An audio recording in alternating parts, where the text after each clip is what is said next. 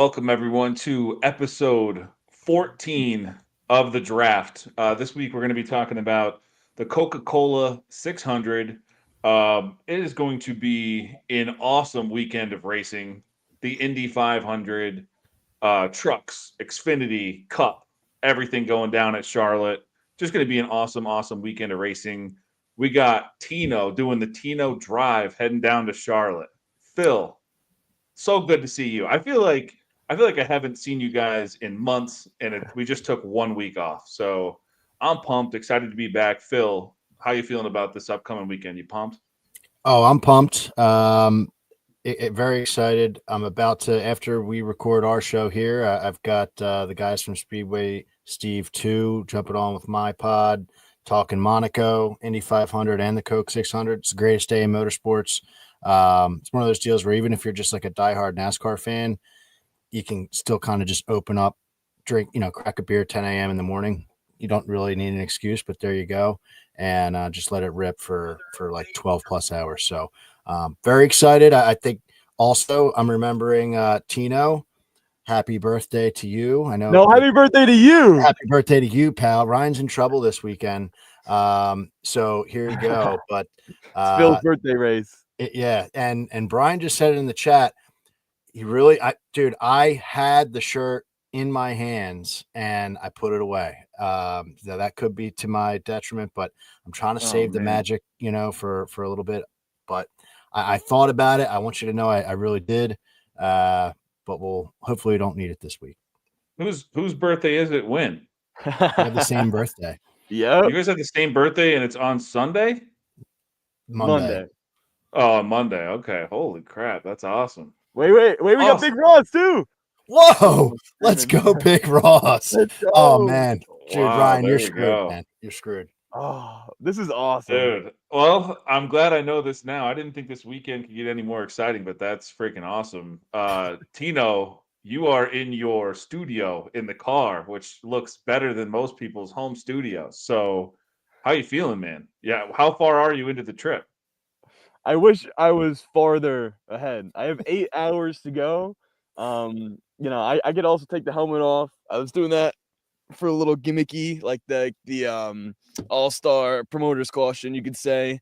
Tina wearing a helmet, but no, it's been great so far. 8 hours left. I think I've been driving for like 4 or 5, and I'm only 2 hours away from my house. So a lot of traffic. That's on me. Should have left sooner. I kept taking left turns. I didn't really know how to do the right turns part. Took me a little bit to figure out.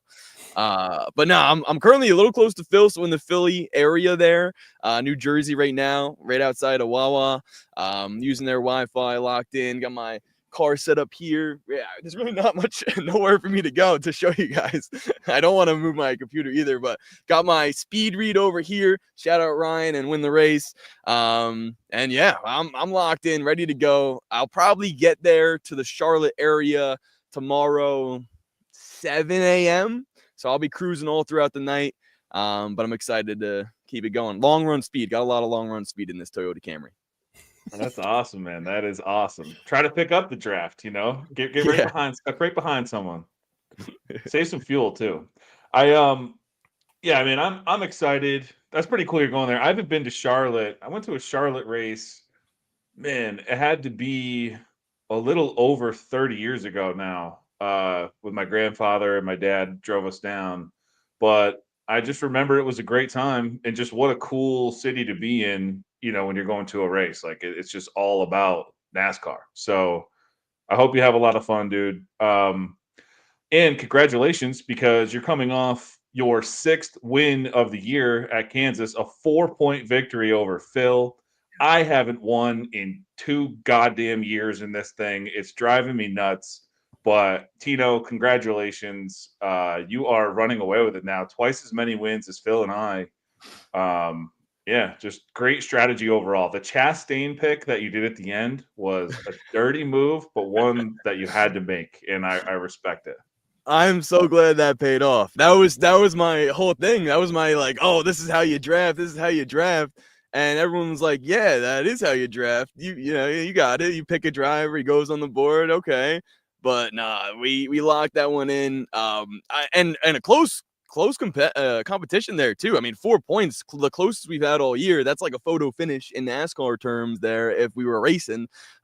So yeah, great to. I mean, honestly, I didn't think I'd be in this position now to have double the amount of wins as you guys do.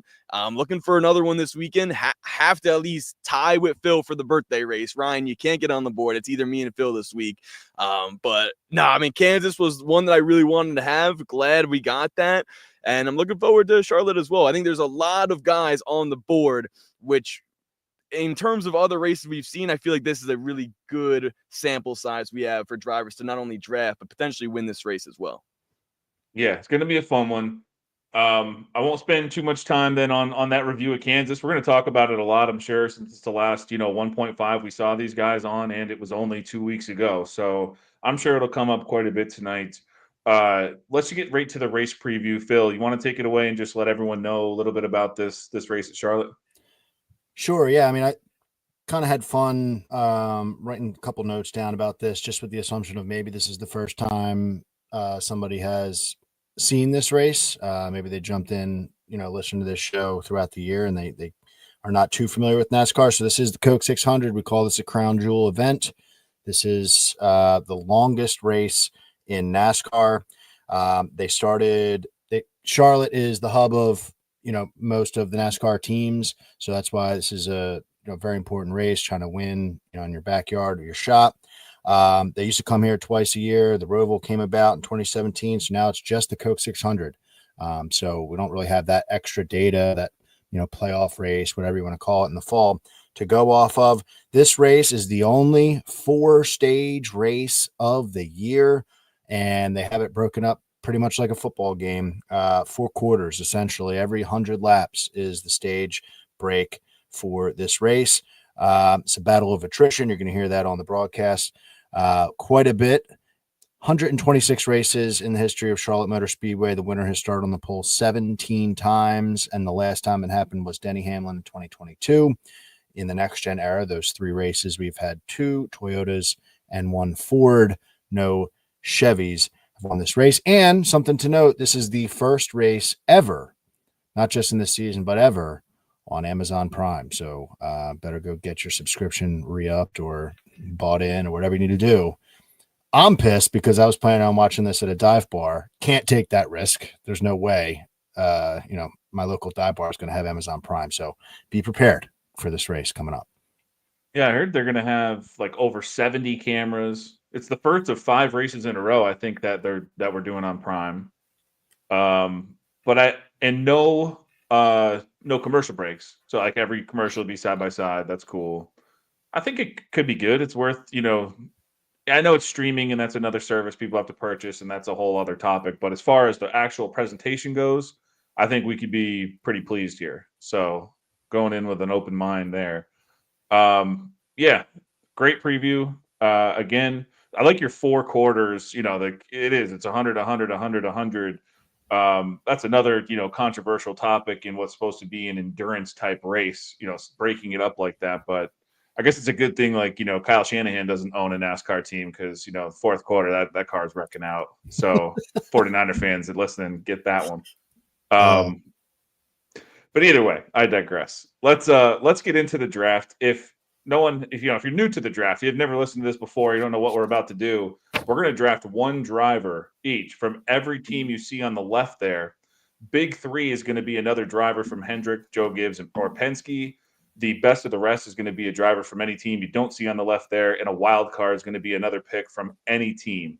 We'll give a quick breakdown about the driver. We'll offer up any bets we might have going on that team or driver, and kind of just keep it moving. We'll draft it. We use real NASCAR points, official NASCAR points to score it. And then the winner will choose a charity and win the race. Will donate to that charity at the end of every week. Throughout the whole thing, we'll be mentioning a lot of stats, data, information, bunch of cool stuff. Most of it's coming from wintherace.info. It's only $50 a month to join. Ton of great stuff in there. The speed reads that we put out now basically take all the data on the site, put it into one article, and spit it out for Trucks, Xfinity, and Cup every week, early week. So that's something I'm really excited about, and I hope that the people that are reading them do enjoy it. Let's get into it. We're going to head right into the draft then. We're going to start out with 2311.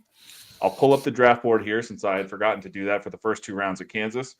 And we're going to start with Tino. Tino, you are on the road. What do you got here? 2311 to lead it off for Charlotte. Well, I feel like this one is a little closer than some may expect, especially with right now the position 2311 is in, and their 2 drivers in Tyler Reddick and Bubba Wallace. I'll start off by saying I'm going with Tyler Reddick in this one, but it's not as exciting as I would have liked it to have been in the past with picking Tyler Reddick here. Last year, he showed a lot of speed at this track, and I think he was potentially going to be a competitor for the win had it gone the full distance. That's another thing as well. If we're going to note last year's Coca 600 got rained out just halfway through. So that was tough to see. I was actually there for that race too. And we left early. It was raining. Yeah, it didn't make it to stage 3, which was very unfortunate. Right. Looking at my speed read here, a lot of my stats here are coming from that. So shout out to Ryan for bringing these up and writing them out. They look really well. If you guys haven't seen them yet, check them out. Second in true performance speed at Texas. That's one thing I do like to see is the fact that these cars, although they haven't been contending for wins as much as we've seen Tyler Reddick do in the past this season, or at least recently in the past few years, I feel like them having that speed, that raw speed throughout the race is good to note.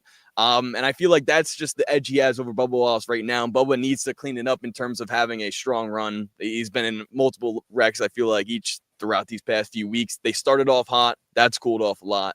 So, yeah, I'm going with Tyler Reddick here. I don't expect him to be a contender for the win, unfortunately, like we've seen in the past. But I definitely could see him being better than his teammates in this one. Awesome. Yeah, I'm going to go with Reddick too. I did misspeak there too. It was they made it into stage 3, and that's what it was called. They never made it to the 4th stage, which is what we wanted to see, that 4th quarter.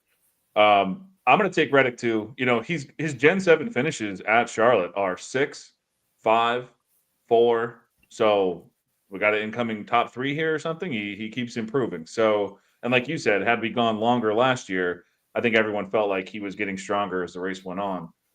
He's in this top 4 tier that when the race has after we simulate the race 20,000 times, it's him and 3 other guys that are kind of the clear cut favorites as far as win probability goes. And in that same tier of 4, he's 4th best in true average running position in this package in 2025. So I haven't bet anything Reddick yet. I do have a Toyota bet that involves 2311, but I'll let Phil go first. Phil, who do you have? And then we can talk about any bets at the end here. Yeah, for me, it's Reddick, and I think Tino summed it up pretty good there at the end. Like, it's not that Wallace isn't decent here. It's just like I think Reddick's going to finish better than his teammates. I was really staring down a Reddick top 5 for a while, and you mentioned his history here in the next gen car. I mean, clearly, you know, and not only did he get the finishes, but he's had the speed too, second in speed rating in the next gen car. So that really had my attention. I went back though. He's really struggling on the 1.5 miles this year. And, you know, that's to get finishes, not to unload fast, because he was 3rd in Vegas in speed, 2nd at Texas in speed, 22nd at Kansas. But, you know, he's just had trouble finishing the races. So I went back and looked at last year and said, like, hey, did he struggle last year on those tracks before, you know, Charlotte? And fact is, I think we only had 2 of those 3, and he did really well at those tracks. And so that kind of scares me off a little bit. Like, it's not like he could just turn it on, you know.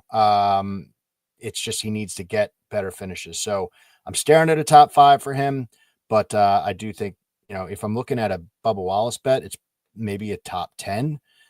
So if those are the 2 bets you're staring at, you got to go with the one that's getting you further up. So Reddick is the one I'm going with here. Yeah, I love all that. All great points. And this is like his track type. I mean, even if you date back to like his old Xfinity days, I mean, he had wins at Homestead, Texas, Vegas, Charlotte, you know, all these track types here, the 1.5. So sometimes, you know, it's something that we always target here with Reddick. And like you said, the speed has been there. That's not the case. Just has to get those finishes. It's quite a few guys tonight I think we'll talk about that have that going on this year. the one bet that we did on Win the Race was Bubba was like 12-1 for top Toyota on DraftKings. So we did take that. Probably would bet it down to 9 or 10. And I think we have fair at like 6. And it's because, the Toyotas as a whole haven't really been lighting it up on this track type this year. Look at JGR. I think we've all expected them to be much, much better on the 1.5s to start the year, and they haven't really been that fast. So I think they're going to bounce back a little bit. We'll talk about them in a little bit, but that was one bet we did. Let's move right on to front row. Phil, I'm going to go right back to you. Who do you have for front row here? This is a tough one. Tough one. It really is a tough one. I wrote down 2 names. I was assuming I was going second or third, so I was going to be the opposite of what you guys said. I'll go first if you want, because I'm locked in. I don't have another one written down. Go for it. Yeah. Okay. I'm going Noah. So I'll go Noah Gragson here. It's not like who I had written down. It's not like we're gonna feel good about this one. I don't think any of us are. But here's one reason why. 6 races in this intermediate package in 2025. There is not one top 10 finish from Front Row Motorsports. Not one. They can't just luck into one top 10. It just hasn't happened for any of the 3 drivers for Front Row. Thought that was kind of a crazy stat, especially with how the year's gone. We've seen some wonky top 10s. But the speed read that we put out on Win the Race has Gragson in a tier above Zane, and Zane's in a whole other tier above Gilliland. So the way that sorted that out kind of made up my mind for me. And then I looked at, our simulations. Sim the race 20,000 times. Gragson, a slight favorite, minus 110 over Zane, and minus 131 versus Gilliland. So that's really all I got there. All our data goes into it. That did all the work. I'm going to trust it. I'll take Gragson. Phil, I'll bump it right back to you then. Now you can name one of your guys, and then maybe Tino can pivot. Mm-hmm. Yeah. And I will say, like, the speed reads, you mentioned it a couple times now, like, they are really awesome. Perfect for, like, morning coffee. If anyone hasn't taken a look at those yet. Awesome. Thank you. That is like, dude, I'm so excited about them. I love that you're reading them, and I'm like so pumped about it. Whenever I'm pooping, for sure. Yeah. There you go. So I'm going to go with Todd Gilliland here. And, I know he was ranked the furthest down on the speed reads, but this is my thought process here. They all aren't fast. And the thing about it is Gilliland, you mentioned how they haven't had top 10s. Well, Gilliland, the last 2.5 mile races, he's had an 11th and a 12th. So kind of like coming on a little bit stronger there. I don't know if, and I'm not smart enough to know whether he was the benefactor of some, bullshit that went on, or if he was just hovering around that or not in both those races. I don't remember. But he was able to, be better in those 2 races than he was originally when we were at Vegas. So improvement there. Finishes at Charlotte and Next Gen. Zane Smith has a 10th in his first race in the Cup Series, but he also had, bad race last year. 33rd. So does Gilliland. Gilliland has a 33rd place finish, but he's got a 16th and a 17th. So what I'm trying to, pull together here is that I'm not expecting the world of Todd Gilliland, but I think I've made this point in various tracks for him. Like, to me, I feel like he's more of like the middle ground, where I'm comfortable with Todd Gilliland finishing 16th, and whatever the other two guys do, great. If Zane finishes 10th, great. I got beat by Zane, but I'm not willing to take that, high, low end of the spectrum with the other 2 guys. Gragson scares the shit out of me, to be quite honest with you. So I was looking at Zane or Todd Gilliland. So I'm going to start with Gilliland. We'll see where Tino goes. Does Gragson have a little Hocevar in him, or does Hocevar have a little Gragson in him? It's just like, seems like they're always decent or above average in speed, and then all hell breaks loose. Like, they just can't finish a race. It just seems like they're doomed.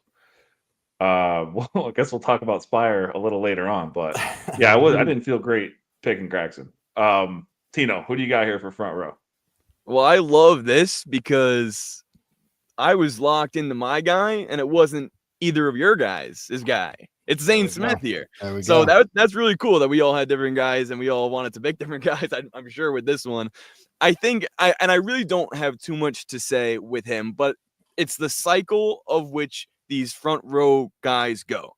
Last week I picked Gregson at Kansas. That I don't believe he was the top finisher though. I think it was Zane Smith that week. I think he finished like a 13th. He had a strong run. My point is, when it comes to these drivers for this team, I feel like they benefit the most off of a race that has a lot of cautions or validity in it, right? So it's like if Zane Smith is a type of driver where he can hang around at the end, survive from the cautions and not be in the wreck, then he can have a top 15, top 20. And that's all I'm looking to get out of him in this point, anyways. So I've seen him be capable of that in a longer type of race. So I think this 600 miler will help him. That's something I'm going to stress a lot, especially when we get to this big three. Is it with this race being, yeah, it's 600. The Coca is the longest race of the year, but also keep in mind, I feel like this is like 200 more miles than your average race, right? So what is that extra stage really doing for us? I feel like that could help a lot of drivers benefit from the long run speed they could potentially have in this one. Yeah, when I was doing some DFS prep for the article that I put out this weekend, you do see that. You see a lot of guys, starting the back finish pretty well. So again, like you said, just you're adding the extra mileage there. That's more chance of something to go wrong. And if you survive that, then you're going to move up through the field. Let's get to the big three. Let's start with Hendrick. Phil, I'll let you kick this one off first. Who do you have for HMS here for the Coke 600? I am going with Willie B. Byron is my pick for Hendrick. I'll say this just off the bat. The Larson double, I'm cheering for it. I think we all are. A little discouraged that he doesn't have the speed that he had last year in Indy so far at this point of the week, but I'm cheering for it.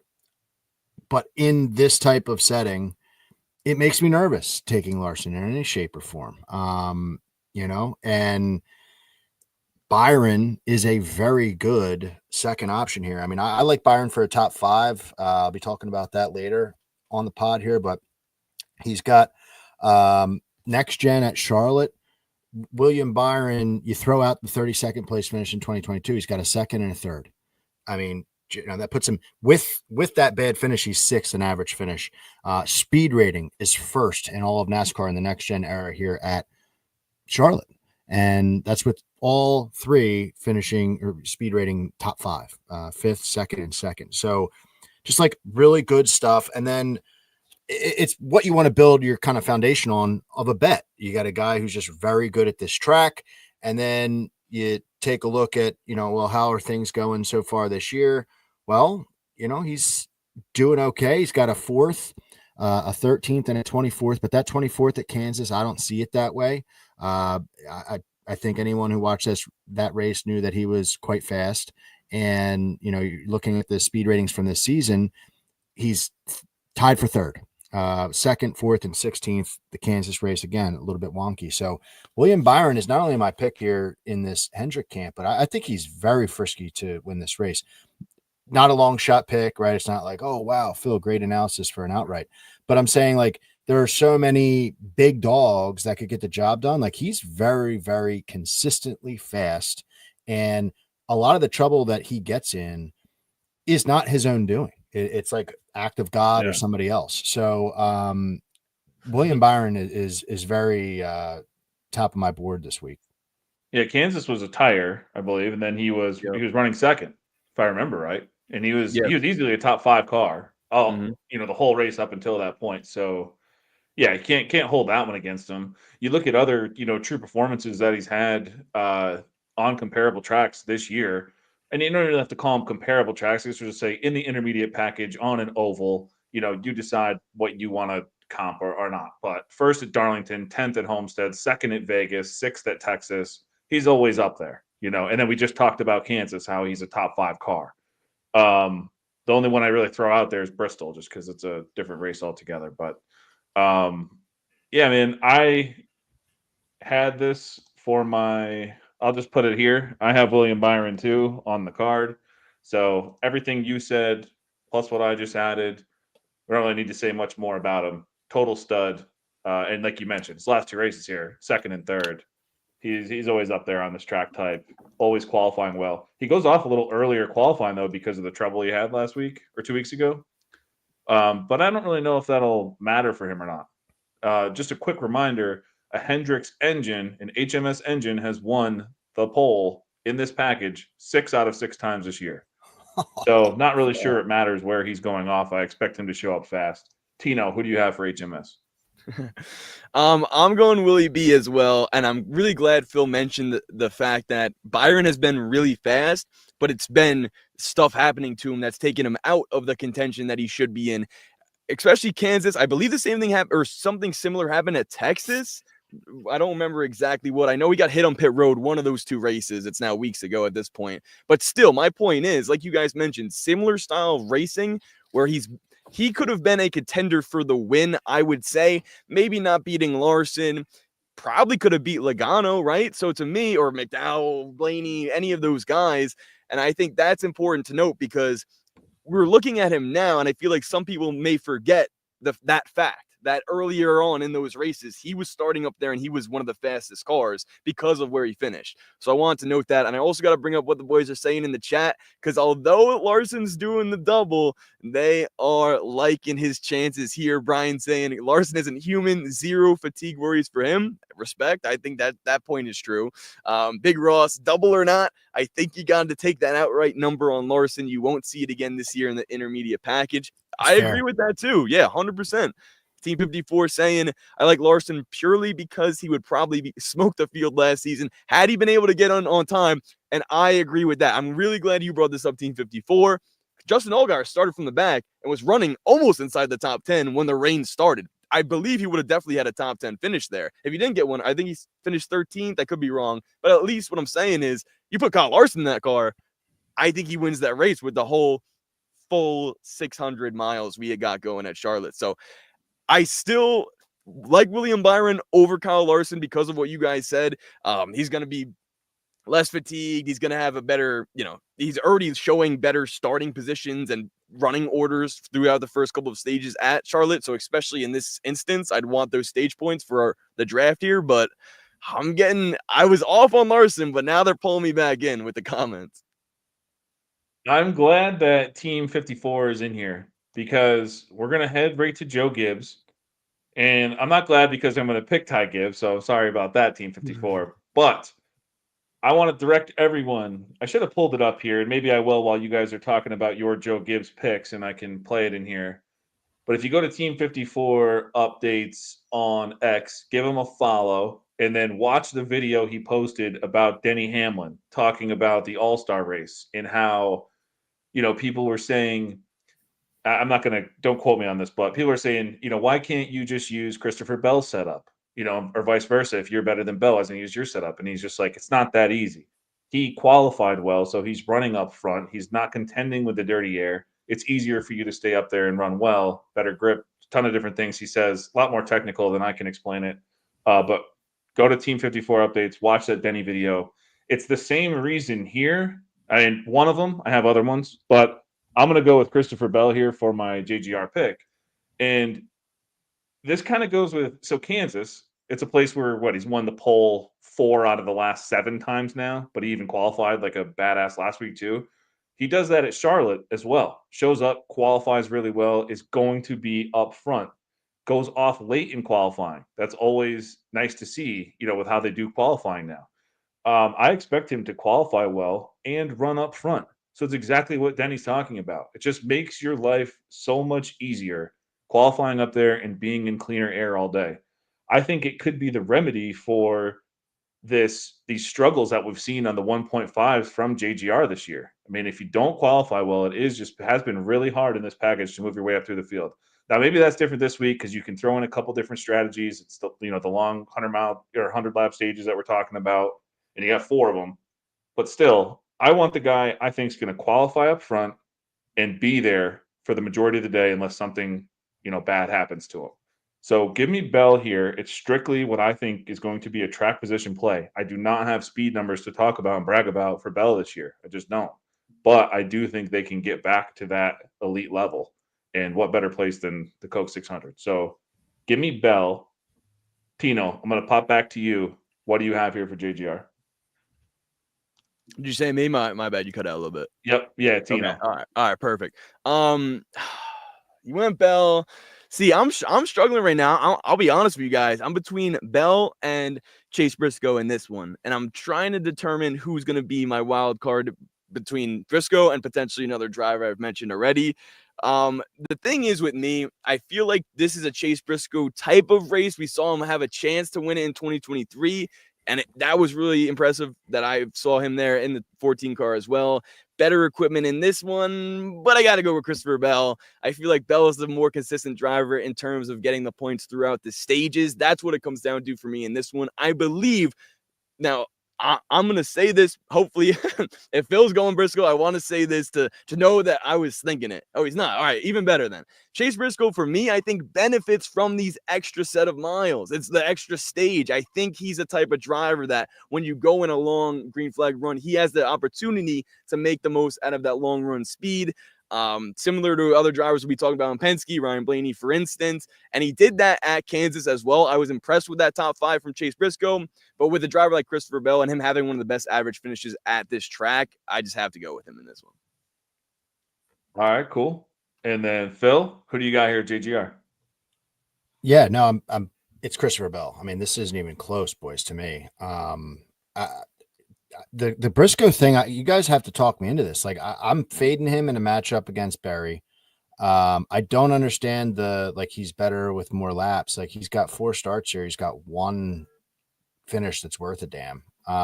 So like, I don't like, I'm fully able to be convinced because, like Ryan, you threw that, Briscoe double into our, chat, the parlay you threw in there. Like, I'm in, like, you direct me the right way, but I just can't see but it that, yet. to be fair, that's a beer bet. I That's understand. Fun one. Yeah. I know you're having fun with that one, but to make the point on Briscoe, in the draft here, or, top 10 or top 5, whatever we're getting into. What about just the fact that it's like JGR and like they've won this race? Didn't Martin win this race? Martin dominated. Oh, he one of the best dominated. races. Yeah. So that's what I mean. Like, James Small. maybe. Yeah, Brian said it. That's fair. That's fair. That's enough. Yeah, that's good enough for me. I understand that point. But I'm going Christopher Bell, man. I mean, it would be silly for me to try to be different here, as much as I would like to be. He's another one. Like, we haven't had back-to-back winners at Charlotte, like proper, since like 2006. I think he's really got an opportunity to do this. Just so fast at this racetrack. And this season, we're seeing improvement from Christopher Bell and his finishes. 12th at Vegas, 9th at Texas, 2nd at Kansas. That's the trajectory that I like in any sort of situation. So I'm going with Christopher Bell here.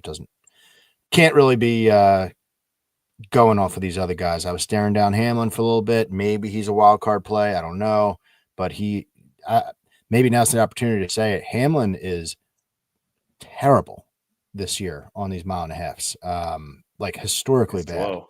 So I can't go him for that reason. Maybe a long shot wild card, but they're just better names out there. Then he's also in the midst of his cold streak. I feel like he goes hot and cold every season, right? When he wins one, he can go back to back super easy. But right now, they're just, and then someone, as we've talked about qualifying too, he'll be buried back there. I think you start in the back. You're probably getting in the mix with some squirrels. But that's one thing I wanted to know with Denny was until he goes back and being on his hot streak, every year I feel like he goes hot, cold. They talk about it. He figures it out. It happens over again. It's a cycle for him. I will. So Brian Twining's in here. I'm going to mention his boy this week, Ryan Blaney. Ryan Blaney's going to be my pick for Team Penske here. I just think he's due. We bet him to win the race when he was 9-1 on FanDuel. Couldn't really get what I wanted down there, so I think I'm going to wait. And it's just tough because if he seems fast in practice, books seem to adjust anyways, but I really don't care. If he's at a number that I think is even just remotely okay, and I know he's fast in practice, I don't really care where he qualifies.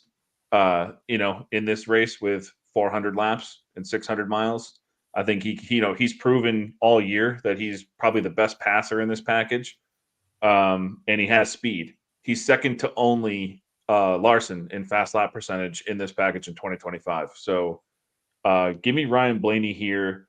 Not much to really like about his teammates. Cindric's shown up with some speed. Logano, though, it's like you'd think like in an endurance type race, Logano would have a lot better finish this year, but he just hasn't. So yeah, give me Ryan Blaney. Tino, bump it back to you. Who do you got here? It's got to be Ryan Blaney for me as well. I'm actually very excited to bet on Ryan Blaney this week. Whether it's outright, top 5 even. Best price I'm seeing outright right now is plus 800, and I don't hate that. And Brian mentioned it too. We're getting some pretty good odds for this week. Pretty good numbers out there. There's another one coming up I'll mention for the big 3 that I'm excited to talk about. But sticking with Ryan Blaney, Team Penske, where does he show up the most? He doesn't matter if he starts 30th, doesn't matter if he starts dead last, whatever. He's able to climb throughout the field on a long run at Texas. He did it at Kansas. He's done it at every racetrack. It seems like he has the best raw speed out of any driver as well. Now, another thing with Charlotte, the different types of lines they're running. I think that's super important because who is able to find the most speed as the race progresses, Ryan Blaney's been able to do that at different types of racetracks this year. And I feel like similar to how he broke his winless streak in 2023, he can do that here and get rid of the bad luck, if you will, and win it this weekend. Yeah, it's not that long ago he just spanked everybody here.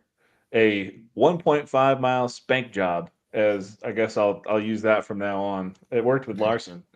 Um, yeah, man, there's just not much else to say. Second best true performance at Darlington, first at Homestead, second at Kansas. That was only 2 weeks ago. I mean, dude's just crushing it. Phil, I saved you for last because I'm just wondering, are you on this train? I thought maybe we'd get the shirt tonight. I don't know. I didn't hear why you said you didn't do it, but with no shirt, are you not picking Blaney here? No, I'm taking Blaney, man. All right. I think I'm gonna wear it on Sunday. Okay, good. I'm Yeah. glad. I love knowing that. I'll feel when I wake up Sunday morning, I'll feel great. Yeah. All the reasons you guys said. And I'm less. I guess I'm more bullish on Logano than it sounds like you guys are. Like I'm flirting with him for another pick here tonight.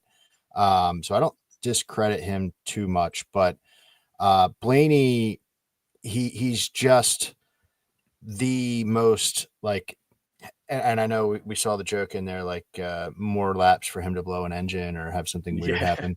I think that's funny.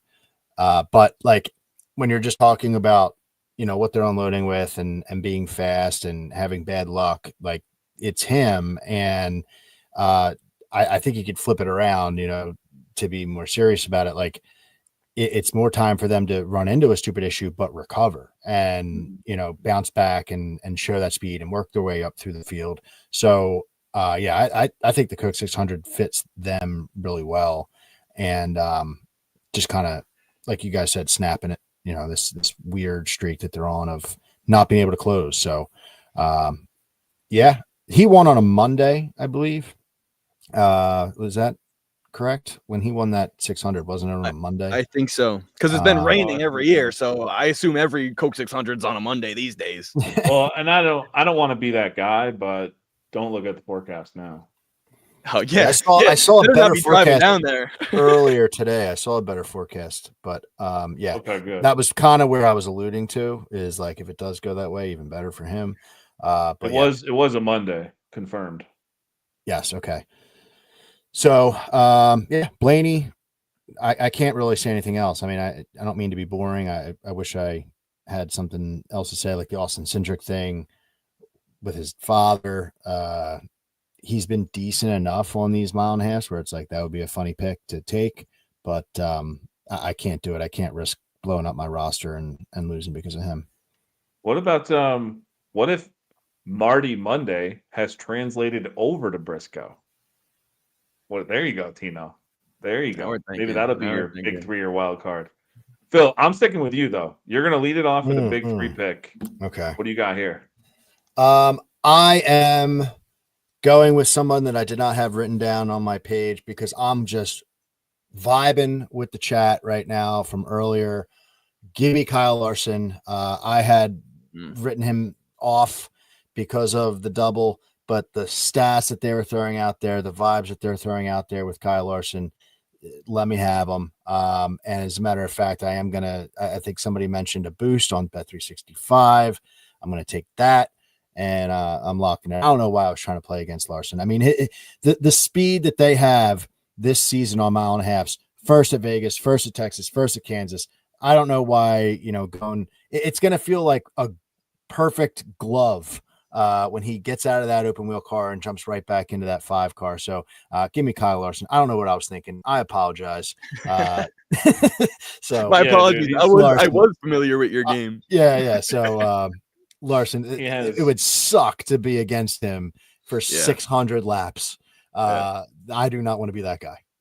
No, his true average running position in this package laps everyone. Just a big gap. Same with his fast lap percentage.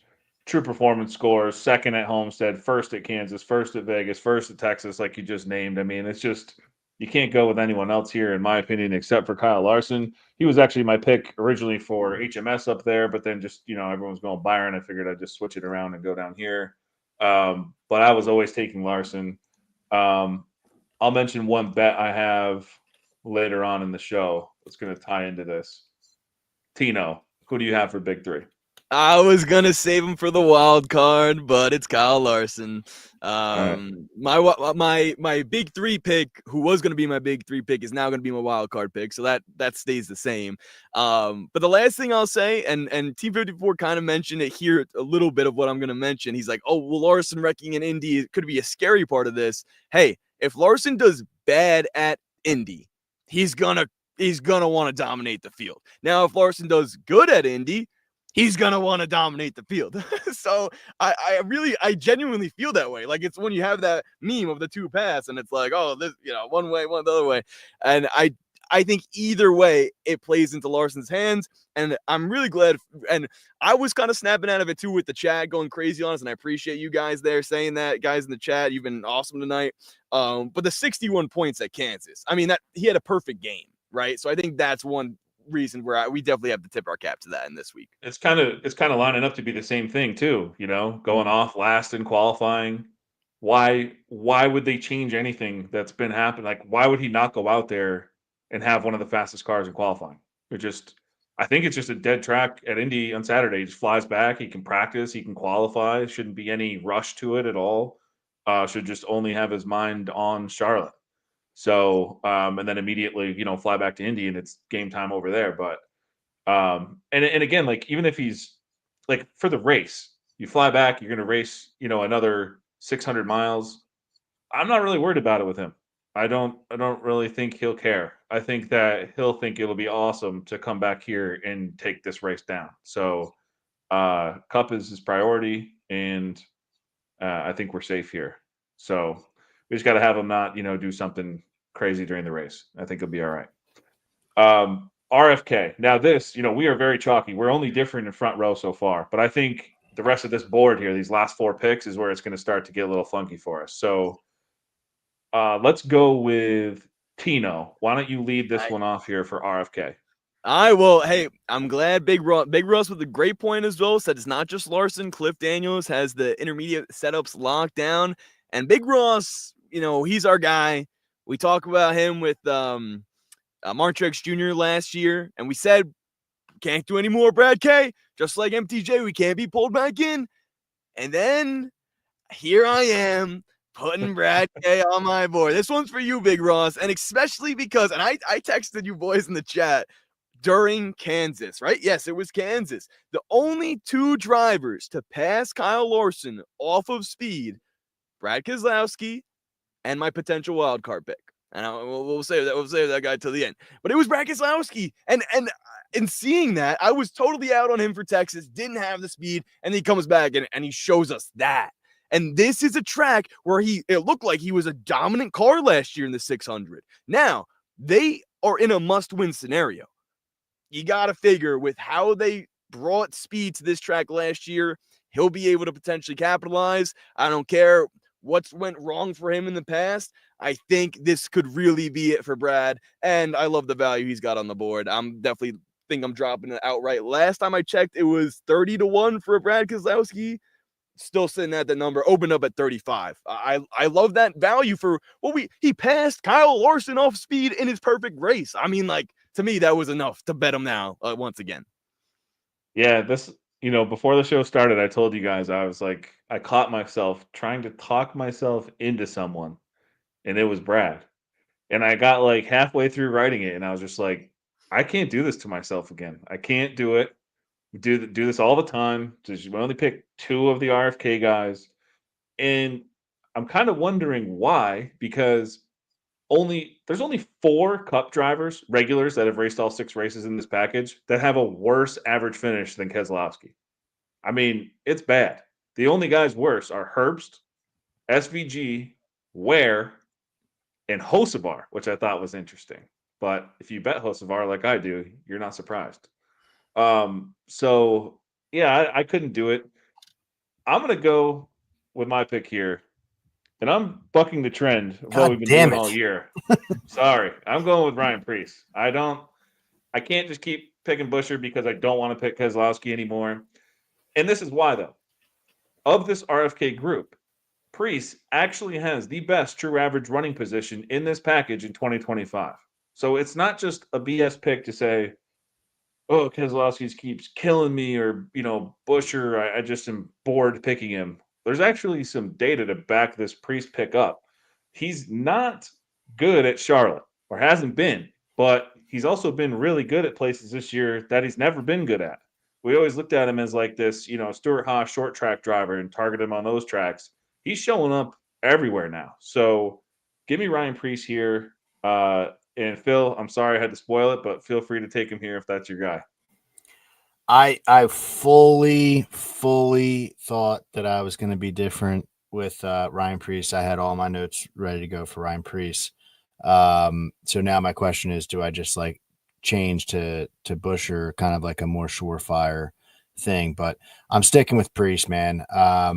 This is like a rich man's, or not even a rich man's. This is like a middle class front row, where it's like you could just flip a coin and any of these 3 guys could win on any week, and you just don't know who's going to show up. First of all, I will say that I am just going to throw some beer money on Brad, just to be a part of the crew here and have my heart broken with Tino and Big Ross and company. That means But I have to too. yeah, I don't want to be left out. But Preece, his speed ratings in 2025 on the 3 mile and a half is 8th in NASCAR, better than all 3 or 2 of his teammates. Busher's the closest one to him, 13th spot. So yeah, and 2 top 10s of the 3 races all day. Like, it's surprising. You want Preece here then? Yes, I'm going with Preece. Okay. Sorry. I feel a little queasy about it just because, but like you said, that there's data there. Like, you shouldn't feel queasy. It's the name. Did blind resume test. It would be Preece. So 2 weeks ago at Kansas, top 10 true performance score in that race. That's 2 weeks ago in the same package. Yeah. Similar track. Yeah. So I'm going with Ryan Preece this weekend, and I'm hoping maybe steal a top 10 number on him as well. I would imagine his qualifying order number is going to be later, which will be beneficial to him. So maybe not as beneficial to us as gamblers getting a good price on him after the fact, but still, Preece should be on your radar this weekend if he's not already. Yeah, he goes off like 33rd. So yeah, he's going real late. Yeah. So should qualify pretty well, hopefully. But yeah, I totally am in agreement with everything you said on Preece. That's cool. We both, had him and are kind of bucking the trend there that we've done with RFK all season long. I just mentioned someone, and now, so this is where, talk out one side of my mouth and do this shit that I do all the time. Here we go. Spire, Carson Hocevar. I just can't get rid of it, man. he can't finish a freaking race to save his life. He went on this whole, I think I said it before on the show for Kansas. He went on this whole tirade about what's happened to him, and it is all BS. Like, this guy's getting screwed here. He week out in this package on this track type. So I'm going with Carson Hocevar again here. And it's Spire, similar to the front row stuff we talked about, or even the RFK stuff we talked about. You have to pick one of these guys.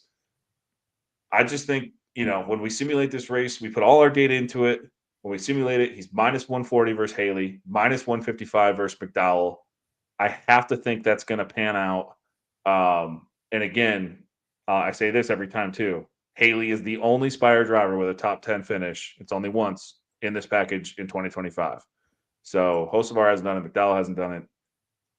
I don't know. I gotta just follow the speed and hope that he can finish a race. Give me Hocevar here.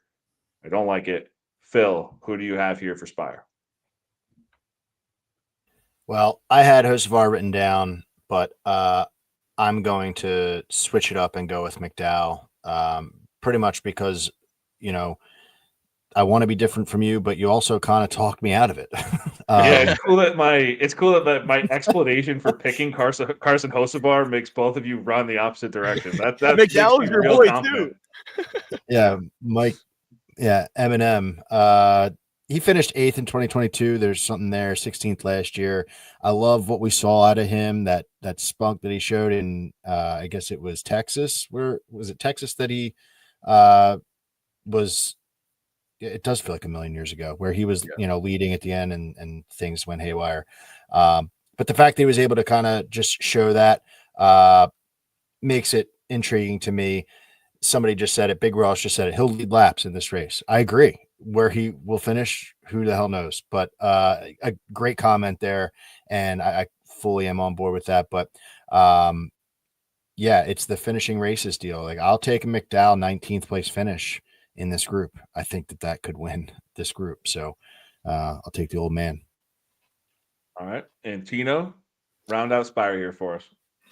Yeah, it's going to be Michael McDowell for me. The veteran status is what does it.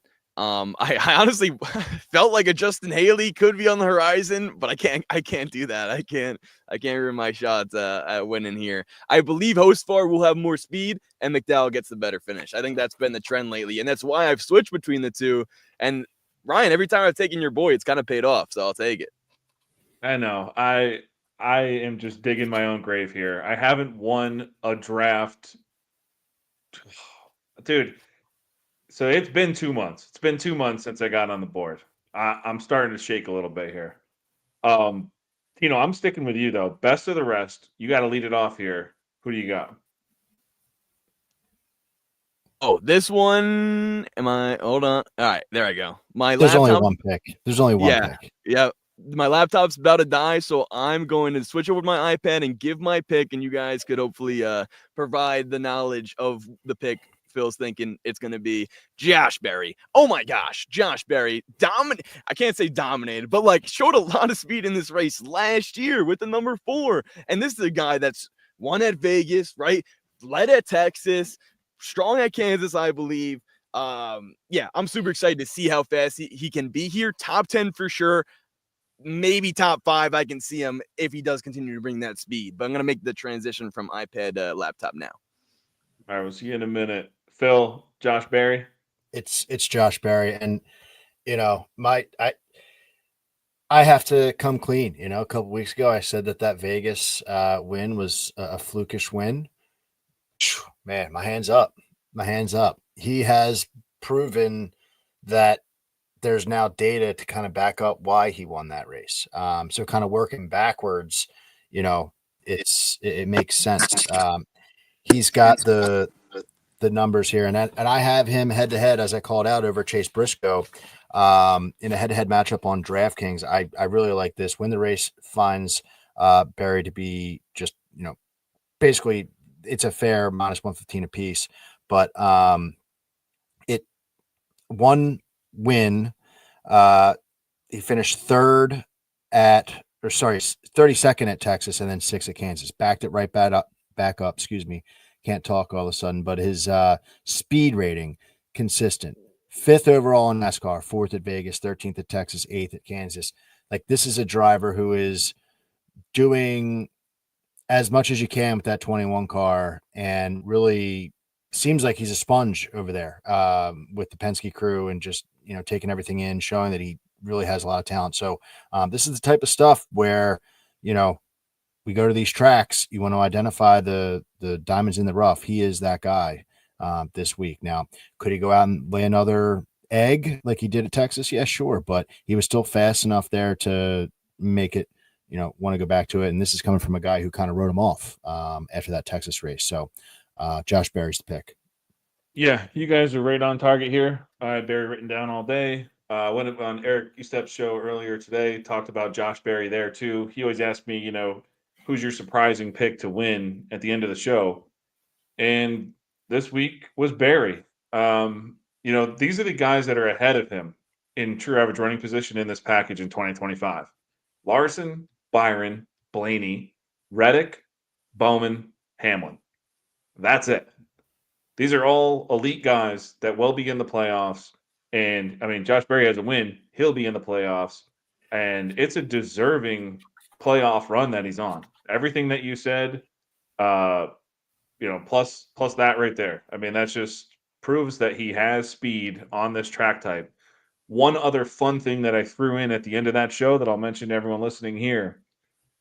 We have found that Barry, runs better at places where he's run great at in the past. He had a dominant victory in 2022 at Vegas in the Xfinity Series, comes to Cup and wins there.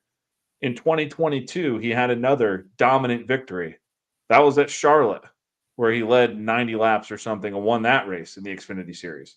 So now here we go to Charlotte, and he already proved what he can do at Vegas and other tracks like that this year. So I don't know. Cool narrative there. Maybe Barry can do it on both tracks he dominated in 2022. But give me Josh Berry. Phil, I'm going to let you lead off the wild card round while Tino gets set up there. Love it. So I am going with a Hendrick driver for my wild card, and it is going to be Alex Bowman. And that's who I have too. Get the fuck out of here. We're just, lock and step. I mean, it's fine with me. We are different, so it's not like we have the same. We have team a couple anyways, guys. Hey, yeah. I'll it let makes you it easy go to and then, follow. Yeah, you go, and then I got a bet I'm going to drop at the end here too. So go ahead. Just 3 straight top 12s at Charlotte in the Coke 600. Love that. Be able to kind of survive. His speed rating is actually not as good as the finishes that he's been getting. 3rd in speed rating last year in the Coke 600, but the finishes are all, in the same spot. I love that. When I see that, it gives me something to really cling to. And this season, he had a 7th place at Vegas. He 5th place at Kansas. Just really good stuff. That's the kind of stuff that I'm looking for. And again, it's not even saying, well, actually his speed rating 2nd in the mile and a half this year, only behind his teammate Kyle Larson, who has like a perfect speed rating. So Bowman is sneaky. He's just gonna, Brian just said it. He's gonna hang around. He's like Beetlejuice from Howard Stern show, that meme. Just, me, hanging around. He's going to be floating around that top 10. He's not going to really be doing much. And then, boom, at the end, he's going to be there. So it sounds like you guys are also, or at least Ryan, you're into him as well. Tino, I don't know where you landed. I'm out on Bowman. Okay. I'm not even sure it's like, be there at the end type thing. Like, maybe that's true for the win, because I think he could qualify up front and just be there all day long, whole time, all night long. Yeah. Mm-hmm. Like, he's going off really late because of a great, finish at Kansas. HMS, like I said, their engines, 6 out of 6 winning poles in this package. He's one of them that's done it. You mentioned his finishes here anyways, the 3 Gen 7 finishes, all around the top 10, couple in the top 10. There's only 4 drivers with a better true average running position than him in this package in 2025. And so, yeah, I just think Bowman could be qualify up front and just run up front all night long. The bet that I made is 2-1 HMS victory. They're like still 190s floating out there. I just think getting all 4 of those cars, Larson, Elliott, I'm not too pumped about, but like again, an endurance race, he hasn't done it at in a Coke 600, but are you really surprised if a Hendricks car goes out there and wins it? So you get Larson, Byron, Bowman, who we've already talked about as Larson and Byron being favorites, and then Bowman, who could qualify and run up front all day. Elliott can show up. I mean, this dude too. They do some crazy strategy sometimes. They stay out, things like that. He finds himself up in the front. They did it at Texas last year. Uh, is that his last win too? Texas last year, besides the Clash. Yep. So I don't know. In an 400 lap race, Elliott could do it. Fast pit crew and strategy, or he just shows up with speed because it's freaking Hendricks in a crown jewel event. So I don't know, man. I would bet that probably down to plus 150. I think when the race has it fair, like plus 135 ish, right around there. But if Larson goes out and pulls it or comes close to it, Bowman goes out, comes close to the pole, Byron goes out close to the pole, that number's not around anymore. You're now looking at probably even money or even worse. Minus 120, minus 125 for Hendricks to win come Sunday. So I like taking the 190 or 2-1 right now. Tino, what do you got here for your wild card pick? Well, I hope you guys can hear me okay. Made the switch to the iPad. Honestly, I was pretty impressed with what I just did there. So laptop goes down. Next man up. And Big Ross just commented as well a little bit before. He said, I know where Tino was going. Brian may be going with the little Kyle Busch. Is that where he's going? Here comes the Briscoe pick. So Big Ross, on the count of 3, you type in, I'll say it. 3, 2, 1. Chase Elliott, come on, give it to me here. And this is what's gonna win me the draft. I'm gonna say it here again, like I did with my Ross Chess. This is how you draft. This is how you draft. Here's why. Okay, guys. Chase Elliott is in the same spot as Ryan Blaney was in 2023. Winless streak is going on. It's been a little bit. Time for someone to step up, and it's gonna be Chase. Ran really strong. Finished seventh, sure. But was running inside the top 7 to 10. Oh, Big Russ said he was wrong. Big Russ, let me know who you thought I was going with. He thought I was going Hamlin. Oh, no, I'm not going Hamlin. I'm going Chase. So here's why. Not only do we have the speed that he brought here last year, he's been fast at this track before. He did win here, but that was the COVID year, so it wasn't the 600. And one other thing I want to know with Chase Elliott is the fact that we talked about Brad Keselowski, or at least I did, in terms of him passing Kyle Larson on raw speed over that long green flag run we saw at Kansas. Well, who did it first? Chase Elliott. It was Chase Elliott. Bing bong, Chase Elliott.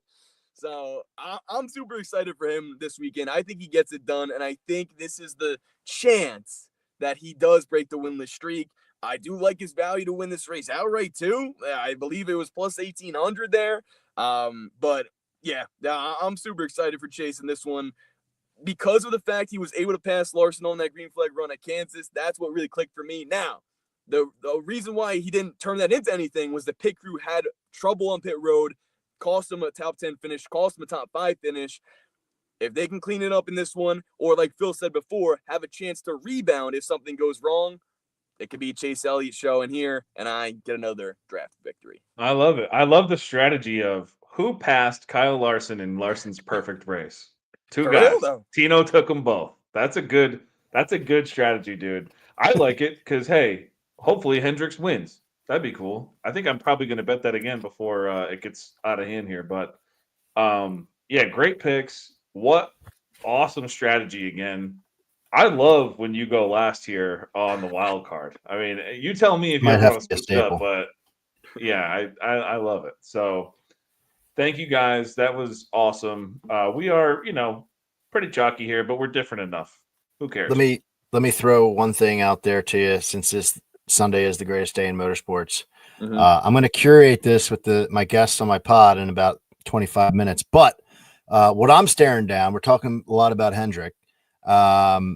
Chevy plus 135 in the Coke 600. Chevy minus 125 in the Indy 500. And McLaren, the favorite, minus 155 at Monaco.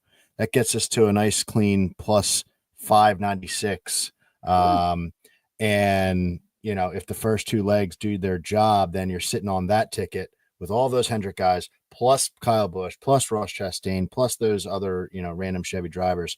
It's a good way to have fun on the day. So just throwing that out there, it's on Caesars, but Love it. throwing it out there. Do we like Chevy over Hendrick over Chevy to win, as Kyle said here? I like Hendrick over Chevy. But feels like it would be a mountain to climb for the other guys to knock him down. Yeah, I mean, like, what, didn't Ross come out of nowhere and just do it? Didn't that happen a couple years ago? Oh no, it wasn't Ross. No. Where am I thinking? Where did Ross come out of nowhere a couple years ago on track with us, just beat everyone's ass? Nashville, maybe. Yeah, definitely wasn't here. So Well, I don't know. Ross I was like in Hendrick, contention man. for one. The Hamlin year, he was up there, but that was their big speed year. Yeah. Like they're just not the same anymore. It's it's kind of weird. Like Pitbull leaves and they like lose their speed. I didn't know that was the glue that held it all together. I definitely didn't think he was the technical guy. Maybe I'm thinking of Kansas because we were just there. Yeah, that is what I'm thinking of because we just talked about it 2 weeks ago. All right, well, yeah, we're different enough. I think it's just like you could picture, well, at least I can. Like this race is going down, and we're 300 laps in, and you're just like, I can just picture the announcer saying like, we've seen Hendricks running, 1, 2, 3, 4 for the last 100 laps or something stupid. It's just like they're just all so fast right now. I don't know. If you had to pick one guy on the board besides Ryan Blaney to break up the Hendricks foursome up front, who do you think it'd be? Who do you think is on our board of picks here besides Ryan Blaney that has the best shot to win? Christopher Bell. Bell, yeah. I'll just say Chase Elliott. We did take Bell like 16-1 to run the fastest lap on DraftKings. Those have been really good bets to take. Oh, And what over about Byron though? Byron too. Well, yeah, there's a couple that I want to look at even more. Just like when they first open, there's some longer numbers that probably shouldn't be there. We got Barry at like 30. The last couple races, it's been whoever wins the pole, they're running the fastest lap of the race early, and then no one can catch it. Happened with Hocevar, just happened with Larson. I don't know if it happened with Byron or not at Homestead, but maybe, or Darlington, whatever track he was miles ahead of everybody. But that is something that I'm trying to target. Guys going off late in qualifying who might win the pole and then look at the fastest lap odds and try to hit that. We've won fastest lap and most fastest, I think 4 out of 4 times they've offered it and we've bet it this year. Wow. All been profitable. So like they've been great markets. They took it down for a couple weeks, but they brought it back the last few. But I would always check those out on DraftKings. And it kind of bails you out too. If someone has a great run, maybe they have the fastest lap, but some crap happens to them and they don't win. That's like Hocevar at Texas. Still won the fastest lap, finished like 30th or whatever he finished. Didn't matter. Still won that bet. So I don't know. Check that out. All the info that I've been talking about and most of what these guys have been talking about comes from wintherace.info. Again, it's just $50 a month. All your good, data, DFS needs, betting, fair, market value for every type of bet you can imagine for all 3 series, and the speed reads, like people have said, are a big help so far, and I'll continue to expand on those. Phil, why don't you tell everyone where they can find all your work?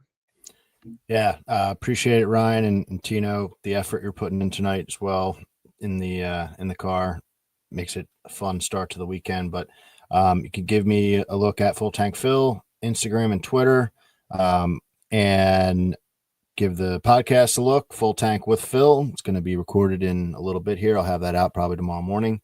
And hoping to have a really good day on Sunday. Let me know who you got in any of these 3 races coming up, and I'll probably put something out there on my YouTube channel for the truck race as well on Friday night to kick off the whole weekend. So it's one of the best weekends of the year for me. Yeah, it'd be a lot of fun. My family actually went away through the weekend, so it's just me here with a lot of numbers in front of me and a lot of racing on TV. So looking forward to it. We'll see if Tino can get back in here and say goodbye to everybody. I will say thank you to everyone for commenting and just being a part of this. It makes it all worthwhile and a ton of fun for us to do. Tino, where can everyone find you besides in your car here? Thank you for all your effort tonight, man. This has been awesome. You did a great job. But tell everyone where they can find your work and where they can follow this Tino drive. Yes, sir. Oh, I've been absolutely adapting and overcoming. My phone just died, so my hotspot went out. So I lost all power, charged it back up. We're good. Please follow me at Tino PATTIGNO. Most of you guys are, and I appreciate that. Really, all the support means a lot. Going on the Tino Drive, to me, this Tino Drive is a lot about getting there to Charlotte for the race and the greatest weekend in motorsports, but it's also a good culmination of me and my drive to try to be successful in this industry, and making fun content for you guys as well. So it's a little bit of a Tino drive as I'm driving, but Tino's drive as I'm trying to make it happen. So yeah. Oh, I'll be on Tubi. I think we lost him. Tubi Tino. He's working his tail off, man. We gotta Yeah, give him a look on Tubi. He'll be on Tubi. Check him out. He'll Maybe post I'll all make it that. if I'm not 8 Oh, he's hours away. back. All right. I'm having trouble connecting. That's all I got. All right, love you, brother. Have a safe trip. Everybody, thank you for listening. Good luck this weekend. Ton of racing, trucks, Xfinity, Cup, Indy 500. Good luck with all your bets. Thanks for listening. Good luck.